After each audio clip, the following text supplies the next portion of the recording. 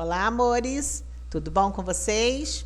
Matamos a saudade, não é mesmo? Da nossa aula em geografia, legal. Bom, agora nós vamos fazer a correção desses dois exercícios de história. Tanto história quanto geografia, nós estamos trabalhando assuntos parecidos, não é? Que é questão da industrialização. No livro de história, nós estamos estudando a produção das primeiras fábricas, né? As primeiras indústrias, isso em história. Nós estamos estudando as primeiras indústrias brasileiras e em geografia, mais especificamente no Sudeste. Bom, vamos aqui à nossa correção de história, só fazendo uma breve revisão do que foi falado na aula. Lembrando que no século XIX é considerado marco, né, um ponto de partida na origem da indústria no Brasil. Pequenas mudanças iniciadas no processo de industrialização brasileira a partir da independência e, especialmente, aquelas decorrentes que apareceram com o crescimento econômico gerado por meio do café. Então, assim, eu falando indústria, é uma diversificação de fábricas, né, tipo produções diferentes, mas a base de tudo isso aí, o que gerou o dinheiro para esses investimentos foi o café. Homens importantes de negócios, comerciantes e industriais preocupados com o desenvolvimento de estradas de ferro, com a ampla ampliação, né, de infraestrutura para que as atividades econômicas continuassem a crescer. Um dos mais famosos foi Irineu Evangelista de Souza, lembra? Que ficou conhecido como Barão de Mauá. Mesmo assim, as indústrias ainda tinham participação pequena na economia nacional. O Brasil ainda continuou por muito tempo dependente da sua economia agrícola até o século XX. Então, resumão, vamos aqui ao nosso resumão. Vamos fazer agora a correção. Leia as alternativas e copie em seu caderno apenas as que mostrem produtos fabricados no início do século XX. Eu liberei para vocês apenas marcar. Não há necessidade de copiar, né, uma linha dessa aqui no caderno. Não, pode marcar aqui mesmo, tá bom? Então, os produtos utilizados aqui nesse século, que começam a ser produzidos nesse século aqui, seriam o sabão, as velas, cimentos e bengalas, até porque aqui eu tiraria celulares, então essa aqui está anulada. Na letra C eu tiraria computadores, também está anulada. Na letra D, vidros, tecidos de nylon e potes de plástico, também anulada.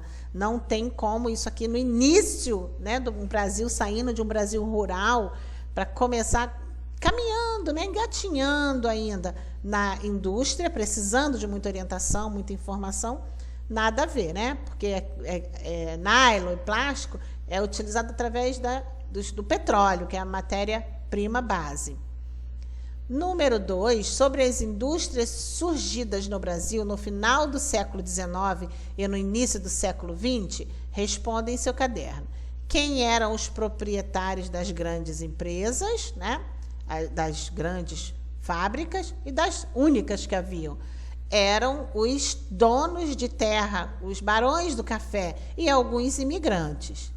E a mão de obra, ela vinha de outras regiões brasileiras e os imigrantes, que já tinham uma experiência lá do seu país, porque o Brasil começou a sua produção industrial muito depois, muito atrasado, depois da Inglaterra, depois da Itália, então nós ficamos muito para trás, ok? Bom, na próxima aula nós vamos falar sobre os imigrantes no Brasil. Não deixem, vou gravar uma musiquinha, não deixem livros em branco, por favor, ok? Eu estou recebendo alguns textos e vou respondendo para vocês no decorrer das aulas, tá bom? Na aula de português, a tia vai fazer algumas observações. E aí, na nossa aula de português eu vou estar falando, vou pedir que todo mundo, quem fez o texto, dê uma olhadinha e a gente vai estar falando algumas observações. Não precisa ficar preocupado que eu não vou sinalizar nome de ninguém, então não tem que ter medo. Fez errado, não tem problema. A gente conserta, a gente constrói um novo texto, isso é que é importante. Ninguém sabe tudo. Ninguém sabe tudo e também não tem ninguém que não saiba nada. Todo mundo, esse acúmulo de saberes é muito importante. Então, tia, eu estou com vergonha porque eu errei. O que tem? Eu também posso errar uma letra aqui. Eu sou professora, mas não sou Mulher Maravilha. Posso parecer, mas não sou. Então, a gente pode errar. A gente tem que ter dignidade para consertar e corrigir. Então, meus amores, deixa eu falar. Quem não mandou o texto, pode mandar, porque eu vou estar fazendo as observações, mas assim, ninguém vai saber quem é, que é você que errou um pontinho. Isso não tem problema nenhum, até porque errar não é feio. Feio é permanecer com o erro, tá bom?